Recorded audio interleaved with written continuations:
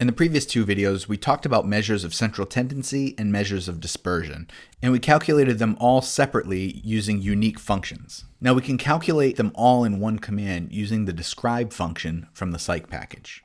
So here I'm going to load the psych package onto my computer. It's already installed, so I'm simply using the library function.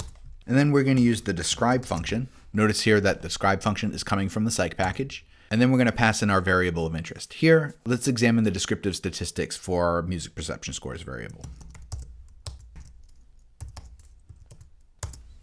And you see here that we have 12 important statistics related to the measures of central tendency and dispersion. First, we see the number of observations represented by n. So we have 150 observations within the variable. We have the mean, which is equal to 0. The sample standard deviation, which is equal to 0.17. The median, which is equal to negative 0.02. The trimmed mean, which is equal to negative 0.01. The mean absolute deviation, which is 0.16. We have our minimum and maximum values of the distribution, so negative 0.67 and 0.53. We have our range, which is 1.2.